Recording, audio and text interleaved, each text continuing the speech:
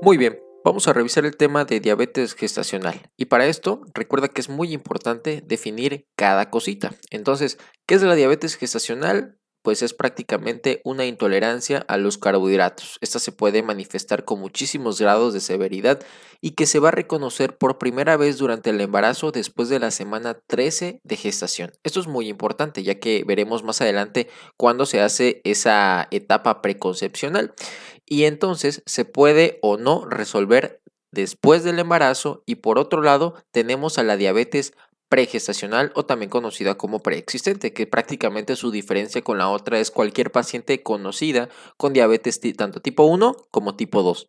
Algo importante que tienes que recordar dentro de la epidemiología es que la diabetes gestacional va a afectar el 7% de todos los embarazos. Esto resulta hasta más de 200,000 casos anuales. En nuestro país supone dentro de la prevalencia del 8,7 al 17,7% de todos los embarazos, teniendo ahora sí que un impacto muy grande en la mortalidad y malformaciones que dentro de las malformaciones más asociadas a la diabetes pregestacional van a ser cardíacas, nefrológicas y del tubo neural. De manera general, la anomalía cardíaca más frecuente, hablando de las pacientes que tienen diabetes gestacional o bien de la otra, principalmente vamos a encontrar a la hipertrofia del tabique interventricular. Y por otro lado, una paciente que desarrolla esta enfermedad posterior a su embarazo tiene hasta 10 años después de desembarazarse prácticamente, de poder desarrollar una diabetes tipo 2. Y entrando en detalle con la fisiopatología que puedes observar, pues bueno, dentro de la misma, esta se debe a un aumento de hormonas diabetogénicas. Pero, ¿por qué se produce? Pues bueno, para que nunca haya poco sustrato para el bebé. Recuerda que prácticamente el embarazo ya es de por sí un estado diabetogénico. Entonces, a partir de la semana 7 de gestación va a haber un incremento gradual del cortisol como el lactógeno placentario. Recuerda que este lactógeno placentario lo produce el sincitio trofoblasto y la máxima expresión de la insulinoresistencia va a ser en el tercer trimestre del embarazo. Hay otros factores determinantes de la enfermedad, como por ejemplo el aumento de los ácidos grasos que son provenientes de la lipólisis. Aparte, habrá un ineficiente acople en el receptor de insulina y por lo tanto una incapacidad de los GLUT4 de exponerse en la superficie de, ahora sí que de todas las células. Las hormonas diabetogénicas que previamente comentamos, cortisol y lactógeno placentario, van a tener su máximo efecto en la semana 24 de gestación y por última la progesterona en su máximo efecto en la semana 32 de gestación. Y por otro lado, tenemos ahora que dentro de la consulta preconcepcional que previamente comentamos, es decir, que solo vamos a hablar aquí de las pacientes con diagnóstico previo de diabetes pregestacional, es decir, una paciente ya conocida con diabetes antes de que se embarace. La guía de práctica clínica recomienda datos muy específicos para estas pacientes porque los hijos con diabetes pregestacional comparado con los hijos de las mamás sanas, las que no tienen ninguna comorbilidad, tienen un riesgo de hasta 4 o 10 veces de tener malformaciones congénitas, aborto, muerte, etc. Dentro de los datos que tienes que recordar es mantener una hemoglobina glicosilada menor de 6,5%, ya que esta va a reducir el riesgo de malformaciones congénitas. Si la paciente tiene diabetes tipo 1, hay que cuantificar la función tiroidea, es decir, TSH y T4 libre, porque hasta un 5 a 10% va a tener disfunción tiroidea. Recuerda también que si la paciente es hipertensa, los IECA y ARA2 se van a asociar a daño fetal y los diuréticos a hipoperfusión placentaria, por lo cual van a estar completamente contraindicados. Esto lo vimos en la clase de preeclampsia. Si no lo has visto, te recomiendo que le eches un ojito por ahí, ya que ahí hablamos a profundidad del manejo de la misma. Y por otro lado, se sugiere que estas pacientes cuenten con cifras tensionales debajo de 130 sobre 80 diastólica. Como estas patologías se asocian a las anomalías del tubo neural, se recomienda el uso de folatos, 5 miligramos, 3 meses antes del embarazo. El ASA o la aspirina, esta la vamos a usar principalmente para reducir hasta un 24% la preeclampsia, entre otras patologías, como que te he puesto aquí, como es el parto pretérmino en un 14% y la restricción de crecimiento intrauterino en un 20%. Y por último, en las pacientes previamente diagnosticadas con diabetes pregestacional, se debe realizar una determinación de proteinuria y creatinina en orina de 24 horas, ya que recuerda que en el embarazo hay un aumento de la tasa de filtración glomerular, por lo cual va a haber una pérdida de proteínas, pero si tenemos menos de 300 en 24 horas o bien menos de 150 miligramos en 12 horas, pues prácticamente no va a ser considerable. También recuerda que es importante definir el riesgo a través de una clasificación que la han llegado a preguntar, que es la clasificación de Priscilla White, ya que la guía a través de un estudio que demostró en la misma, demostró que las concentraciones mayores de 7% de la hemoglobina glicosilada en el en el primer trimestre o las clases B y a la F de la misma clasificación de Priscilla White se asociaban a macrosomía fetal y al ingreso de unidad de cuidados intensivos neonatales, así como también de pacientes que desarrollaban preeclampsia. Entonces, dentro de las contraindicaciones que recomienda la guía de práctica clínica para las pacientes que no se embaracen, prácticamente entra una hemoglobina glicosilada más de 10%, una cardiopatía isquémica no revascularizada, gastroenteropatía diabética severa, hipertensión refractaria a tratamiento de primera línea, retinopatía proliferativa activa y nefropatía, en donde las cifras son una depuración de creatinina menor de 50 o una creatinina más de 1.4 o bien una proteinuria más de 3 gramos en 24 horas. Ojo con estas contraindicaciones de embarazarse, ya que pueden ser muy preguntadas. Dentro de los factores de riesgo, estos los vamos a clasificar en las pacientes que cuentan con factores de alto riesgo, intermedio y bajo. Esto es sumamente importante, ya que aquí incluso nos hablará si seguimos o no seguimos haciendo estudios en una paciente, por ejemplo, que tenga menos de 92 miligramos de glucosa en ayuno y cuente con factores de bajo riesgo, pues va a determinar si hacemos la prueba de 1 o 2 pasos. O bien volvamos a hacer la glucosa en ayuno. De esto vamos a hablar más adelante. Entonces, aquí prácticamente en los factores de alto riesgo, principalmente tenemos antecedente de un bebé que en este caso se haya tenido un macrosómico, más de 4 kilos, que esto determina si la mamá, en este caso, desarrolla su bebito una macrosomía, si va a ser cesárea o va a ser parto. Esto lo vamos a ver al final.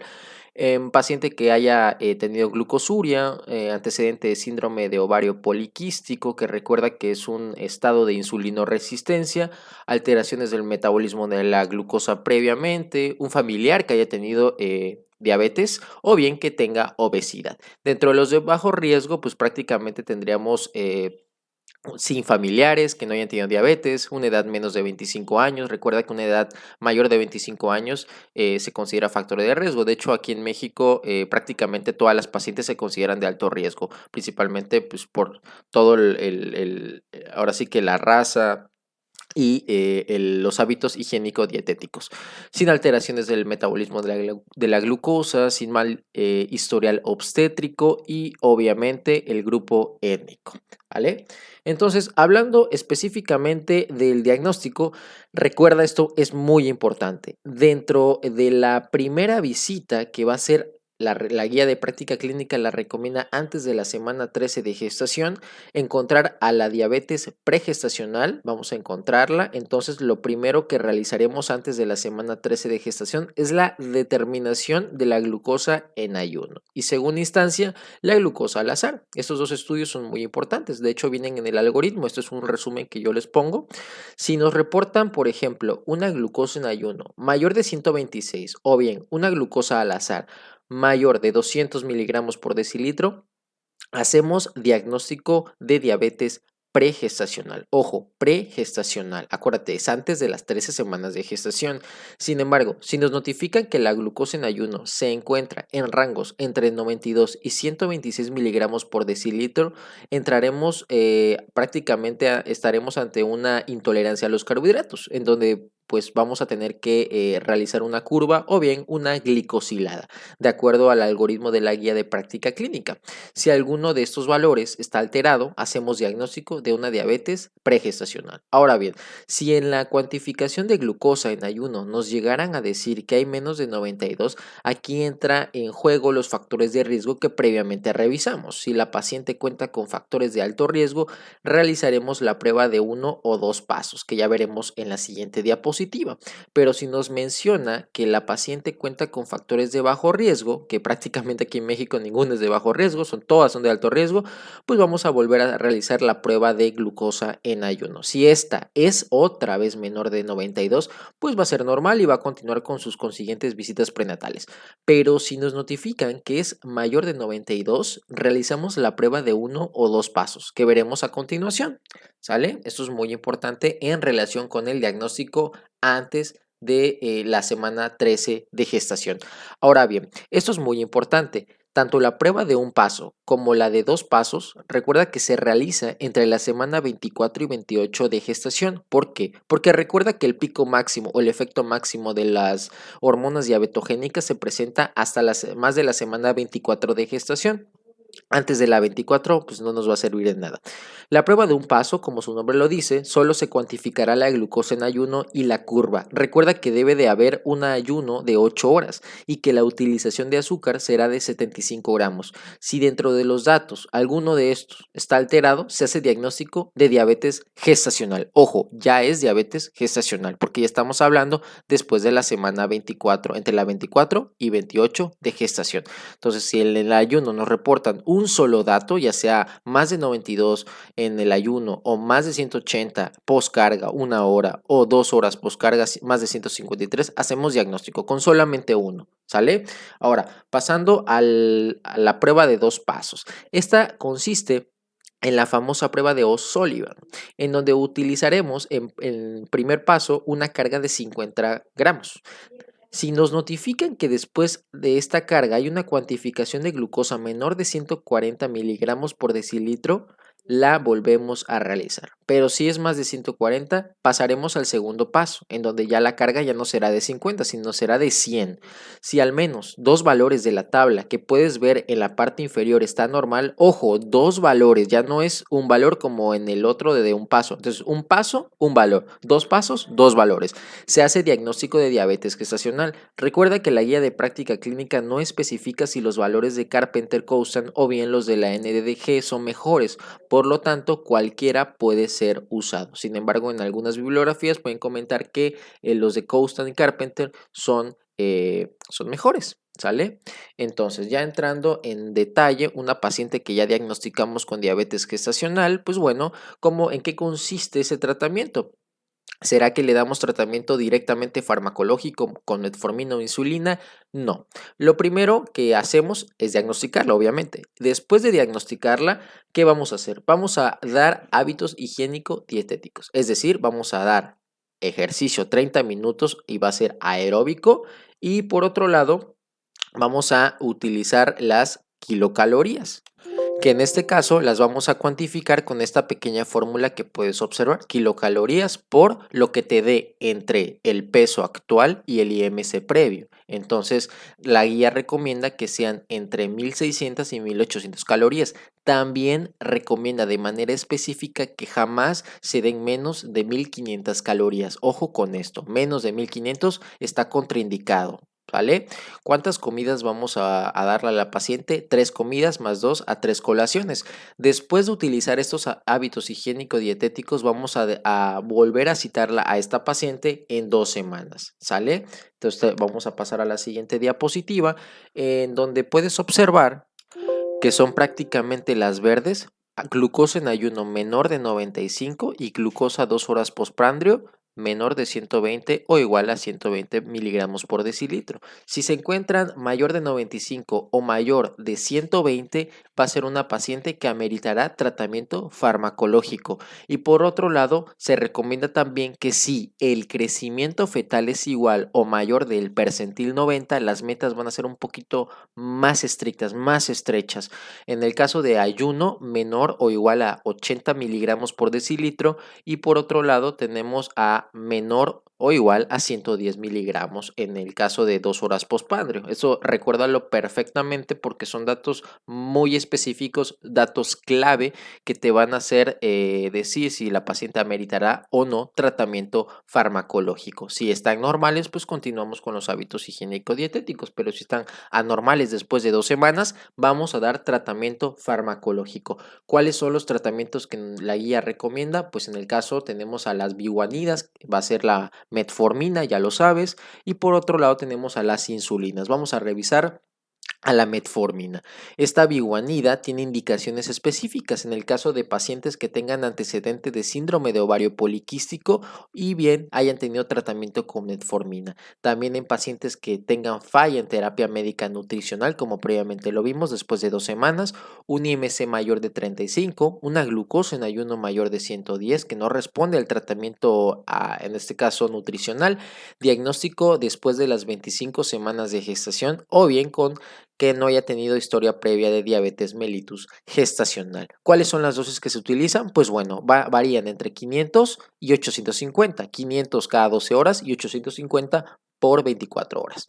¿Cómo lo vamos a dividir? 1 a 3 dosis por día con alimento más importante de la comida, es decir, el desayuno. ¿Cuál es la dosis máxima? 2 gramos. Recuerda que la metformina tiene contraindicaciones muy específicas. En el caso de deterioro renal, recuerda la guía de práctica clínica que habla de cuándo vamos a quitar esa metformina, cuando esté contraindicada, por lo general en estadios 4 y 5 de insuficiencia renal crónica. El deterioro hepático, cualquier patología que involucre el parénquima hepático, pues es una contraindicación, así como también de cualquier patología que produzca hipoxia, sea patología cardiovascular o bien patología pulmonar. Ahora bien, los efectos adversos más preguntados de la metformina son, como ya sabes, y el más habitual de todos es la intolerancia gastrointestinal. Por lo general, las pacientes van a tener diarrea, ¿sí? Y por otro lado tenemos la acidosis láctica, disminución de la B12, y esto es porque suele competir con el factor intrínseco de Castle, la disminución de folatos y la cimetidina, inhibidor de los receptores de histamina tipo 2, aumenta la concentración sérica de metformina. ¿Queda claro? Esto es muy importante que lo recuerdes. Entonces, indicaciones específicas de metformina son las que están en medio, pero no siempre se va a utilizar la metformina. Recuerda que el tratamiento de primera línea, el que recomienda el oro, el oro puro, es la insulina. Entonces, ¿cuáles son los factores pronósticos para que falle el tratamiento? Pues bueno, nosotros podemos pronosticar si una paciente va a fallar o no va a fallar. Y esto es con lo siguiente: una necesidad de fármacos mayor a la semana 30 de gestación, una glucosa en ayuno más de 110, una glucosa postprandio, en este caso una a la hora mayor de 140, o bien una ganancia de peso más de 12 kilos. Y entrando en detalle con el tratamiento de las insulinas que recomienda de manera específica la guía de práctica clínica son la NPH y la rápida. Se recomienda que el tratamiento de base sea la NPH. ¿Por qué? Porque tiene una larga duración, es la que nos puede dar menor riesgo de hipoglicemias y se va a utilizar principalmente para el manejo de las cifras preprandiales. Recuerda que el manejo de la diabetes gestacional se hace con cifras preprandiales y 2 horas postprandiales. Entonces, NPH preprandial, su efecto tarda entre 1 y 2 horas en iniciar, con un pico máximo de 5 a 7 horas, y su duración promedio dura más o menos entre 13 y 18 horas. Estos son datos específicos de la guía. Por otro lado, la rápida se usa como terapia intermedia para manejo de la glucosa postprandio. Esta va a tardar de 30 a 60 minutos en hacer efecto, de 2 a 4 horas su pico máximo, y su duración aproximadamente de 6 a 8 horas. Ahora sí, durante el ayuno contamos con cifras de glicemia entre 95 y 120 miligramos, agregamos de 0.1 unidad internacional por kilogramo antes de la cena, pero si hay más de 120 miligramos por decilitro, se aumenta la dosis de 0.2 a 0. 25 unidades internacionales antes de la cena. Si la glicemia postprandio es de 140 a 180 miligramos por decilitro, agregamos 0.2 unidades internacionales de insulina rápida antes de la cena. Ten en cuenta que no se puede usar la insulina glargina en el embarazo. Esto es muy importante y me parece que ha sido pregunta también. Entonces, en el caso de las insulinas, aquí prácticamente es cómo nosotros vamos a darlas a la paciente, cómo las vamos a dosificar.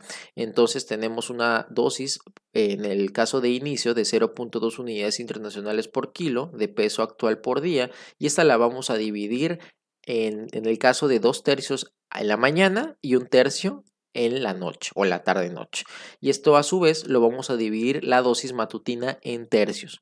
Vamos a combinar 2/3 de insulina en NPH y 1/3 de insulina rápida. Esta se aplica previo al ayuno. Para entender esto, te traigo un pequeño esquema para que podamos entender cómo es que se dan estas insulinas. Por ejemplo, tenemos a una paciente que pesa 75 kilogramos. Entonces, por 0.6 unidades internacionales nos da 45 unidades internacionales. Las vamos a dividir en la mañana arriba y en la noche o tarde noche abajo. En el caso de la mañana tenemos 2/3 como previamente vimos. Entonces estos 2/3 que van a ser 30 unidades internacionales las vamos a doblar. Las vamos a dividir en NPH y rápida. NPH 2/3 que van a ser 20 unidades internacionales y rápida 1/3 que van a ser 10 unidades internacionales. En el caso de abajo, que sería la tarde, va a ser nada más 1/3 de 45, que sería 15, la vamos a dividir en NPH y rápida también. En el caso de NPH, vamos a utilizar la mitad, que sería 8 unidades internacionales y 7 unidades internacionales para la rápida. De esta manera se puede ahora sí que reducir los riesgos de complicaciones en el embarazo con el tratamiento farmacológico. Recuerda, tratamiento farmacológico que más se recomienda es la insulina y la insulina glargina no se puede utilizar, ¿sale? Esto es muy importante. Para el automonitoreo, en este caso, la guía de práctica clínica recomienda 4 tomas.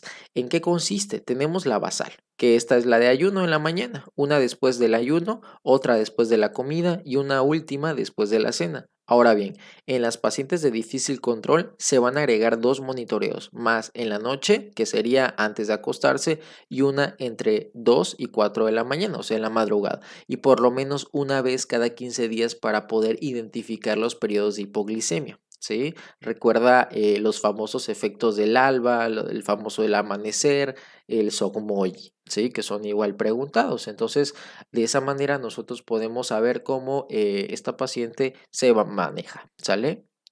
Ahora bien, los criterios de hospitalización. Los criterios de hospitalización, esto es muy importante cuando una paciente tenga una glicemia en ayuno mayor de 140 o postprandial mayor de 180, es criterio de hospitalización. Paciente con datos típicos de cetoacidosis. Recuerda que la cetoacidosis son los mismos criterios en una paciente embarazada como en una que no lo está. Ya sabes, glucosa más de 300, un pH menor de 7.35, bicarbonato menos de 18, un anion GAP más de 12, etcétera. Por otro lado, hay datos de estado hiperosmolar, pues vamos a hospitalizarla. O sea, paciente una glicemia que tenga en ayuno menor de 60 serían los más importantes. La guía no menciona la cantidad específica de días que la paciente debe estar hospitalizada, solamente menciona los criterios que tienes que recordar. Entonces, mayor de 140 y 180, aparte de los síntomas o signos de cetoacidosis diabética o estado hiperosmolar hiperglucémico, así como también de glicemia en ayuno menor de 60, ¿vale? Ahora bien, dentro del trabajo de parto, el trabajo de parto lo podemos llevar a cabo en pacientes que cuenten ahora sí que con un feto menor de 3.8 kilos sin patología asociada. En estos bebés podremos llevar hasta la semana 40-41. Podemos esperar hasta esa semana para un parto normoevolutivo de manera pues normal, como su nombre dice. Pero en los pacientes que cuenten con macrosomía, es decir, que cuenten con un peso mayor de 4 kilogramos, va a ser la cesárea. De igual forma, los pacientes que su bebé cuente con un peso entre 3.800 y 4 kilogramos, o bien menos de 3.800, pero cuenten con datos de descontrol metabólico o patología vascular asociada, vamos a inducir el parto por inducto-conducción. Las metas específicas que recomienda la guía de práctica clínica son de 72 a 140 miligramos por decilitro intraparto. Esto es muy importante. Y la monitorización intraparto debe ser de la siguiente manera. En embarazadas que tengan diabetes tipo 1 o tipo 2, el monitoreo en la fase latente será de 2 a 4 horas y en la fase activa cada 2 horas. Si la paciente cuenta con infusión de insulina, va a ser cada hora, va a ser un poco más estricta, pero si la paciente cuenta con diabetes gestacional, se monitorizará al ingreso y cada 4 a 6 horas. Y por último, el apego más estrecho. El apego más estrecho será en pacientes con cifras limítrofes menores de 50 o mayores de 180. Será de manera muy estricta, muy estrecha, por los riesgos que pueden hacer de estado hipoglicémico o hiperglicémico. ¿Sale? Esto es muy importante que lo recuerdes. Ahora bien, dentro del manejo del parto, en las pacientes que cuenten con cifras glicémicas menores de 120, no le vamos a dar nada. Si empezamos a tener cifras glicémicas mayores de 120, empezamos a utilizar una unidad internacional de insulina subcutánea hasta llegar a 4 en las pacientes, pues en este caso, que cuenten con cifras glicémicas mayores de 200. En estas, por lo general, que cuentan con más de 200, se empieza con 2 unidades internacionales hasta llegar a 4. Pero recuerda, más del 90% realmente no van a necesitar apoyo de insulina, pero en caso de que sí lo requieran, estas son las recomendaciones. Recuerda que la meta siempre va a ser mantener a la mamá con menos de 140 miligramos por decilitro, ¿sale? Eso es importante también. Ahora bien, en una paciente que pues prácticamente pues, ya se desembarazó, ya parió, vamos a tomar la glicemia en ayuno de 24 a 72 horas después del parto. Se va a hacer un reajuste de insulina al 0.2 kilogramos por día. Recuerda que la lactancia aumenta el consumo de calorías, por lo cual tendremos que agregar calorías extra. Entonces vamos a calcular 25 calorías por kilogramo por día, pero en caso de lactancia, 27 kilocalorías por kilogramo por día. Recuerda que si hay lactancia, mayor cantidad de kilocalorías. Por otro lado, en las pacientes con diabetes mellitus pregestacional hay que disminuir los requerimientos de la insulina en 70%. Ojo, esto sí es que si va a lactar. Y por último, hay que reclasificar a las pacientes en 6 a 12 semanas de gestación con una curva por los criterios de diabetes mellitus tipo 2. Esto es igual importante. Y por último, tenemos a uno de los datos que a veces se pasa de lleno, pero es muy importante tenerlo en cuenta, y son los criterios de elegibilidad para metodología anticonceptiva en pacientes con antecedente de diabetes. Bueno, lo que marca en número 1 son los que prácticamente no tienen ninguna contraindicación, es decir, que cualquiera podemos utilizar, en este caso en cualquier paciente que haya tenido antecedente de diabetes gestacional. Por otro lado, los pacientes con diabetes tipo 2, de igual forma, cualquiera puede usarse. Los beneficios superan a los riesgos en el caso del número 2. Pero en las diabetes tipo 1, lo mismo, pero la cosa cambia cuando consideramos a pacientes que hayan desarrollado nefropatía, retinopatía, neuropatía o alguna enfermedad vascular, o bien una diabetes de más de 20 años de evolución. En este caso, chicos, lo más recomendado es utilizar el DIU de cobre, ya que recuerda que los orales, los anticonceptivos orales, se van a asociar por lo general a trombosis. ¿Sale? Esto es igual muy importante, aunque realmente es de las cosas más generales. Entonces, por lógica, se puede ahora sí que llevar a cabo el uso de estos métodos anticonceptivos en el caso de las pacientes que hayan tenido antecedente de diabetes gestacional. Y pues nada, es todo de mi parte.